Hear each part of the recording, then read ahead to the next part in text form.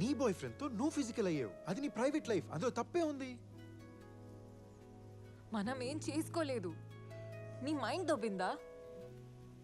నువ్వు చెప్పిన అబద్ధాల్ని నువ్వే నిజమని నమ్మడం మొదలు పెట్టావా?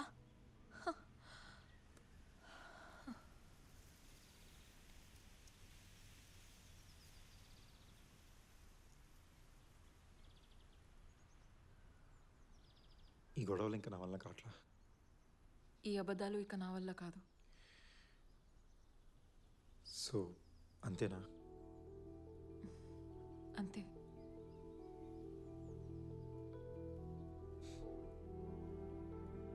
ఇలా విడిపోతామని ఎప్పుడు అనుకోలే. ఇన్ఫ్యాక్ట్ అసలు విడిపోతామని అనుకోలేదు. నేను చాలా ఇష్టపడ్డాను. నేను కూడా. Goodbye. Too bad.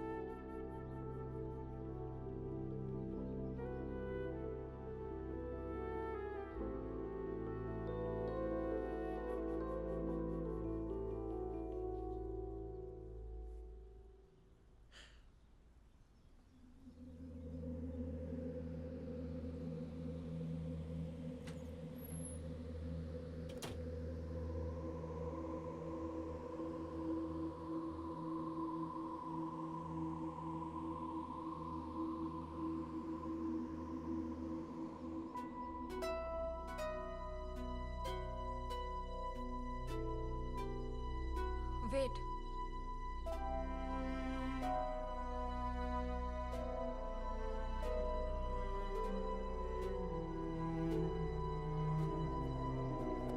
నీ చెత్త తీసుకెళ్ళు నీతో పాటు. సో నేను సంజు గురించి ఎవరికి ఏం చెప్పట్లేదు. బేసికలీ నేను బ్యాడ్ పర్సన్ కాదు కదా, కానీ ఎక్కడో ఎవరికి చెప్పేస్తానని భయం అతనిలో ఉంచాను. మీరు అనుకున్నంత కాకపోయినా కొంచెం దయ్యం పిల్లనే. టామీ ఒక మాట చెప్పనా? సంజునేం బ్లేమ్ చేయలేం విచిత్రంగా ఏంటంటే నాకు కూడా అప్పుడప్పుడు అదే అనిపిస్తోంది కదా. నేను ఇంకో మాట చెప్పనా? ఈషాని కూడా మనం బ్లేమ్ చేయలేం. వెయిట్, ఈశాన్ చేసింది తప్పే కాదంటున్నావేంటి? నువ్వు ఈషాన్తో 6 నెలలున్నావు కానీ ఏం చేయలేదు. వాడిలా చెప్పడం ఎక్స్పెక్టెడే కదా. ఎక్స్పెక్టెడా? కాదు. వాడికి నా మీద రూమర్స్ క్రియేట్ చేసే హక్కే లేదంటున్నా. Tommy, look at you. ఇంత హాట్గా సెక్సీగా ఫ్యాషనబుల్గా ఉంటావు అంటే అది ఆబ్వియసే కదా. ఇప్పుడు అమ్మాయిలు ఎలా డ్రెస్ చేసుకోవాలని లెక్చర్ ఇస్తున్నావేంటి? అమ్మాయి డ్రెస్సింగ్ సెన్స్ని బట్టి ఆ అమ్మాయికి ఎంతమంది లవర్స్ ఉన్నారని చెప్పేస్తావా? వాట్? నేను ఫ్యాషనబుల్ అన్నంత మాత్రాన నేను డేట్ చేసిన ప్రతి అబ్బాయిలతో చేయాల్సిన అవసరం లేదు. నీకేదో కదిలింది, ఏదో ప్రాబ్లం. నువ్వు అది చెప్పట్లేదే. ఐఎమ్ జస్ట్ సేయింగ్ ఒక్క అబ్బాయితో అయినా. టామీ, నేను రెడీ లేను అంతే. దేనికోసం వెయిటింగ్? యాక్చువల్లీ ఇప్పుడు దాకా నువ్వేం చేయలేదంటే నాకే నమ్మబుద్ధి కావట్లేదు. ఇందులో నమ్మబుద్ధి కావటం ఏంటి? నీకొక నిజం చెప్పనా? చెప్పు. నాకు కమిట్ అవ్వడంలో ప్రాబ్లం లేదు. ఆహా, అయితే దేనికోసం ఆగినట్లు? జస్ట్ దాట్ నా హార్ట్ని గెలిచేవాడు ఇంకా నాకు దొరకలేదు అంతే. ఓహో, టామీ హార్ట్ ఒక వరల్డ్ కప్, దాన్ని గెలవాలి. నువ్వు వెళ్ళమ్మా. వాళ్ళు గెలుస్తారు నీ హార్ట్ ఇంకా లేట్ అయితే. అది హార్ట్ గెలవాలంటే ఫిజికల్ మాత్రం కాదురా. The body, mind, soul, feelings అబ్బో, అన్నిటినీ ఒక వ్యక్తితో షేర్ చేసుకోవడం, అది కమిట్ అవ్వడం అంటే. Tommy, it is just sex. Commit అవడం అంటే heart and soul. Body is a different thing altogether. But నీకు తెలుసు కదా నేను కొంచెం రొమాంటిక్ టైప్ అని. దాన్ని రొమాంటిక్ అనరు, ఓల్డ్ ఫ్యాషన్ అంటారు. నువ్వేమైనా అనుకో. Wait wait wait wait wait దాన్ని ఓల్డ్ ఫ్యాషన్ అని కూడా అనరు. అసలు అప్పట్లో ఇంకా చాలా జరిగేవి తెలుసా? అచ్చా. అవును. కానీ అప్పుడు ఈ సోషల్ మీడియా, ఇన్స్టాగ్రామ్, ఫేస్బుక్ ఇవన్నీ లేవు కదా. అదే ఫన్, అదే చేసేవాళ్ళు. సో బేసికలీ నువ్వు సోషల్ మీడియాని బ్లేమ్ చేస్తున్నావు కదా. దాన్ని ఎలా బ్లేమ్ చేయగలుగుతావు? అసలు సోషల్ మీడియా లేకపోతే ఇంతమంది అబ్బాయిలు, ఇన్ని ఆప్షన్స్ ఉండేవి కాదుగా. No, what you think? Please please నాకు అది గుర్తు చేయకే. ఈ గోల భరించలేక నా ఫేస్బుక్ అకౌంటే డీయాక్టివేట్ చేయాల్సి వచ్చింది. ఛే. నీలాంటి హాట్ అమ్మాయి వచ్చేయడం ఆబ్వియసే కదా. అబ్బా. ఎనీవేస్ ఓ హలో, తప్పుదారి ఇక్కడ్రా. నాకు దారి చెప్తోంది పద. నా పాయింట్ ఏంటంటే నువ్వు ఓల్డ్ ఫ్యాషన్ గా కూడా కాదు, బోరింగ్ గా తయారవుతున్నావు. ఏ నేను బోరింగ్ కాదు, నేను చాలా ఫన్. ఓకే చూడు, లిసన్, ఆ విషయంలో ఫన్ ఉండకపోతే ఇంకా ఏ విషయంలోనూ ఫన్ ఉండదు తెలుసా? ఓకేనా? ఎప్పుడు వదలద్దు. కానీ చాలా బాధాకరమైన విషయం ఏమిటో తెలుసా? ఏంటి? సంజు, ఈశాన్ ఇలా బిహేవ్ చేస్తారని నేను షాక్ అయ్యాను. And it's really bothering me. Calm down. Commit అవ్వకపోతే అబ్బాయిలు ఏదో సాధించలేనట్టు ఫీల్ అవుతారు తెలుసా? ఐ మీన్, సో ఇప్పుడు ఈ విషయం గురించి అబద్ధం చెప్పేస్తే సాధించినట్లేనా? ఆ లెక్క పెడితే నా ఎక్స్ బాయ్ ఫ్రెండ్స్ అందరూ నేను వాళ్ళకి కమిట్ అయ్యానని అందరికీ చెప్పేస్తారు. మరి అంతేగా. యూనో ఐ వండర్, వాళ్ళు నా గురించి ఏం మాట్లాడుకుంటున్నారు? వాట్ అంటే? Like was I good or bad? అర్థమైందిలే.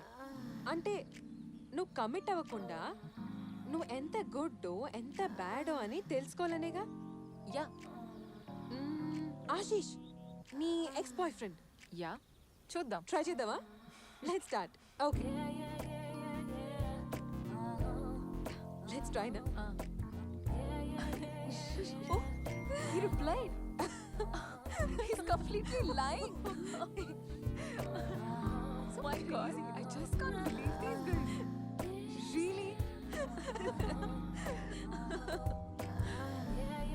Wow, నేను ఆ విషయంలో సూపర్ అన్నమాట. నాకు ఇప్పుడే తెలిసింది. ఒక మాట అడగాలి, నువ్వేంటి పెద్ద ట్రెడిషనల్ ఫ్యామిలీ నుంచి వచ్చినట్టు అసలు అంత పద్ధతిగా ఉంటావేంటి? హ? ఆ పద్ధతిగా కనిపించే అమ్మాయిలు ఉన్నారు చూడు, వాళ్ళే ఎక్కువ ఆ టైప్. కరెక్టే. ఇప్పుడు మీ డాడీ అంత కూల్గా ఉంటే నువ్వేంటి ఇలా తయారయ్యావు అంత పద్ధతిగా? నువ్వు చెప్పింది కరెక్టే. మా నాన్న నన్ను చాలా డిఫరెంట్గానే పెంచారు. నీకు తెలుసా, మనం ఆ దేశానికి దూరంగా ఉన్నప్పుడు అక్కడికి సంబంధించిన అన్ని విషయాలు చాలా దగ్గరగా పట్టుకొని వదలకుండా ఉంటాం, ఎస్పెషలీ బేసిక్ వాల్యూస్. కరెక్టే. సో నేను లండన్లో పుట్టిన పెరిగిన మా నాన్న నన్ను చక్క ఇండియన్ వాల్యూస్తోనే పెంచారు. But the funny thing is, ఇక్కడ ఉన్న వాళ్ళు ఇండియన్ వాల్యూస్తోనే పెరుగుతుంటే కానీ ఇండియాలో ఉన్న ఇండియన్స్ ఏమిటో వెస్టర్న్ వాల్యూస్ వైపు పరిగెత్తూ ఉంటారు. సో ఇవాళ ఇలా నేను ఉన్నానంటే ఖచ్చితంగా మా నాన్నకి థ్యాంక్ యూ చెప్పాలి.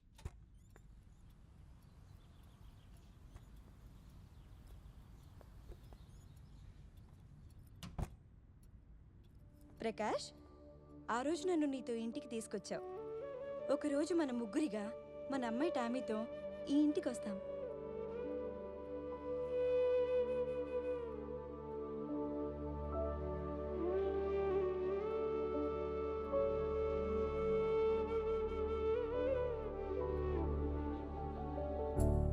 హాయ్ టామీ, నీకు ఈ పేరు నచ్చిందా? నాకు తెలుసా నీకు ఈ పేరు నచ్చుతుందని. ఎందుకంటే ఇది మీ అమ్మ నీకు సెలెక్ట్ చేసిన పేరు. మీ అమ్మ మనతోకి లేదు, తను లేని లోటు నేను తెచ్చలేను. కానీ ఇక మీదట నీకు తల్లి తండ్రి నేనే. నీకు ఏ లోటు రాకుండా నేను చూసుకుంటాను. ఇలా నేను వేలు పట్టుకున్న విషయం నాకు గుర్తులేదు, కానీ ఆ రోజు నేను ఆ మాటని అర్థం చేసుకొని ప్రామిస్ తీసుకున్నాను అని పదే పదే తలుచుకొని